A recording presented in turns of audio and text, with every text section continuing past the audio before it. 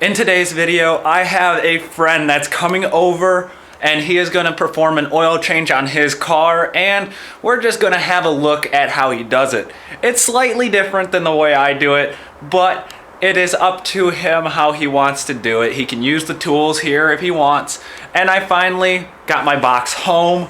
So yeah, it's a KRL series, but without further ado, we're just gonna go through. He's doing it on a 2017 Versa. We'll look at that later in the video, but hopefully you guys enjoy. As normal, don't forget to comment, like, and subscribe. Check out my channel content for more, and hey, have fun. Oh God. Maybe I might give you guys a tour. It's gonna be an oil change on this 2018 Nissan Versa.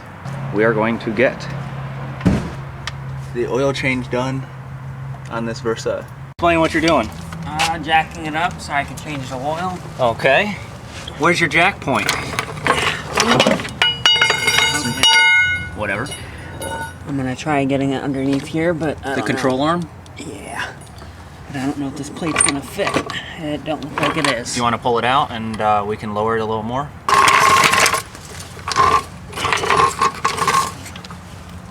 Alright, here. It looks like it should be alright right there.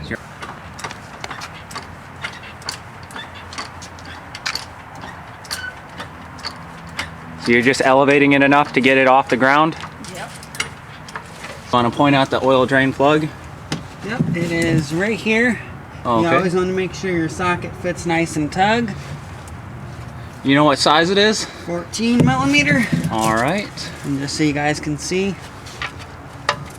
See, it's nice and tug, not very loose at all. You don't want it to be loose because then you can strip it out. Oh. Got the special new tool here. Very bendable. Just in case if it's on there pretty good, then you can get the torque on it. Or you can actually get the oil plug out. Or loose enough to where you can get it out. It's a nifty tool. Oh, wow.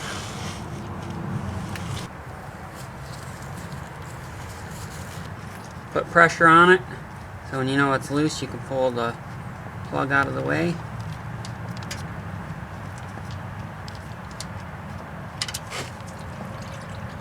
Is it hot? No, surprisingly. No, we just let it sit. That is dark. Oh yeah, definitely needed to be changed.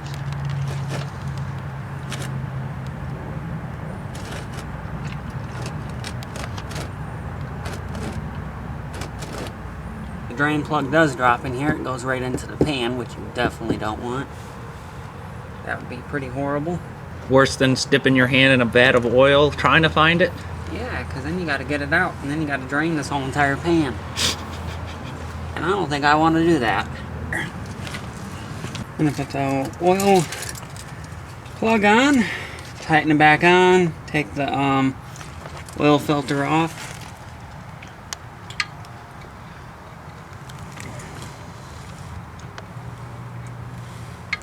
That's all the way up there.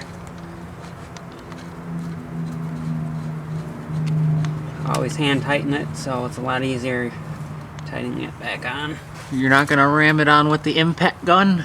No, that's the worst thing to do. Because that's how you strip the threads on it out. Mess up your tools and your vehicle. The last thing you want to do is strip it out. Exactly. You just want to make sure it's pretty tight but not over torqued.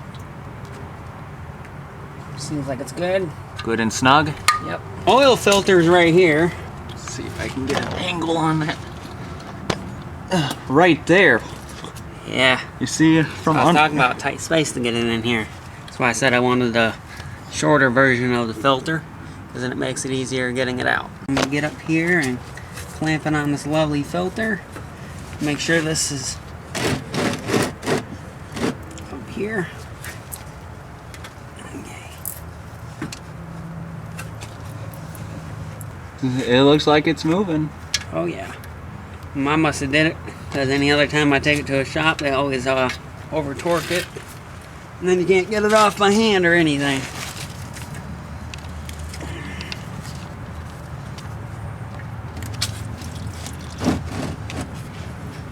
You don't have to elevate your car, it seems like very high. Oh no, not for this one. But this one also sits up pretty high, so considering for most of these newer vehicles. Kind of want to tilt it where this face is up so you don't get the oil all over yourself.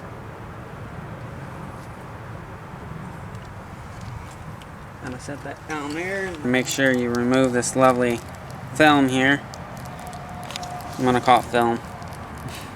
On the filter? Yeah.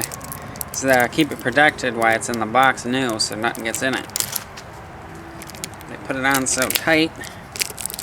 There we go. Make sure it's nicely all removed.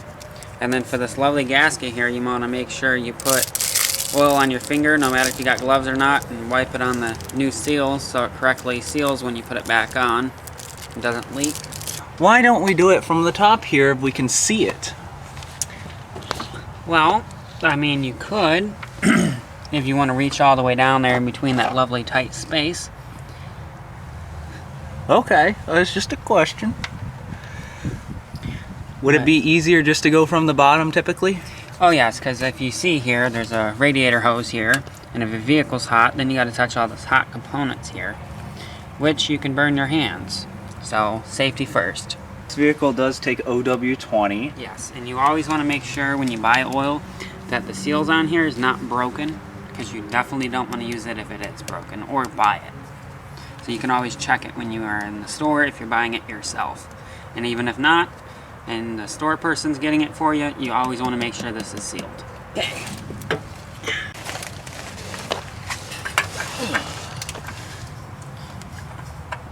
You want to make sure the threads are going on nice and easy, so if you feel a little snag on it, you might want to back it out and make sure it's on there nice and flat. And it should spin nice and freely, just so you don't cross thread the threads on there, because that can ruin it. And I don't know how much that's going to cost. Each vehicle is going to always be different. And these filters should always be hand tight. So no impact here? Yeah, no impact here for the oil plug or the filter. You always want to make sure it's nice and tight. That's already tight. The oil drain plug? Yep. This vehicle is a 2018 Nissan Versa. So it's automatically made from factory-wise coming out that it has to have full synthetic. So that is one thing you always want to put in here for OW20 is full synthetic. Not regular engine oil. There's the big difference. And this one takes pretty much 4 quarts. You can always get 4 quarts individually, or you can just get the 5 quart and put 4 in.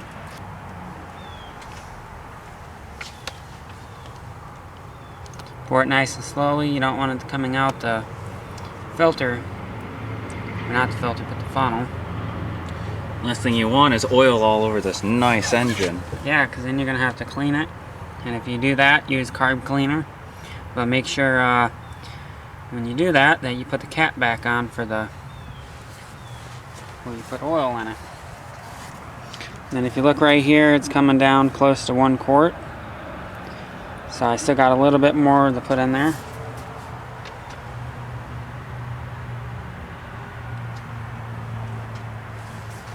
Just going easy now.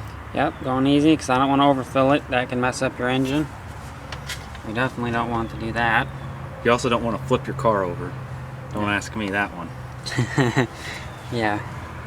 So I would say that should be good enough for now. Yes, if you're not mistaken, that is an air horn. Yes, and there's also one underneath if you've probably seen it in the video down there. It was underneath. So, you don't just pull it out and check it. You can clean this. It looked like that old oil was pretty dark. It's probably a little overdue. But I also travel a lot, been out of state. Make sure it's nice and clean. And when it's hot, it should be filled about right there. Is there a marking? Yep. Oh, there we go. Now I see it.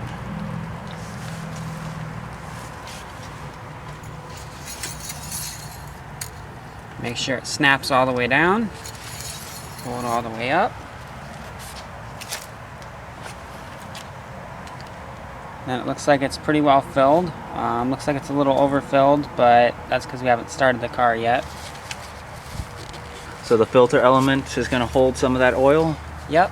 And then it also runs it through the whole entire engine. So you always want to check it after you start it up for a little while. Let it warm up to temperature. So we're going to go ahead and put this back on the cap. This shouldn't be on here too tight. Should be just snug, and that should be good.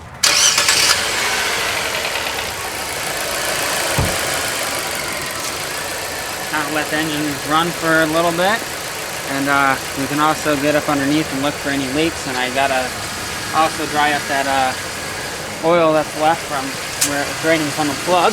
Try the extra oil that was leaking from when you had the plug out, just so you can tell if there's any leaks in the future.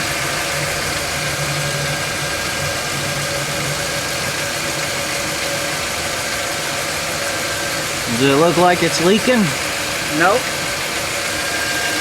Filter look alright? Oh yeah. Cleaning up some of the extra oil here.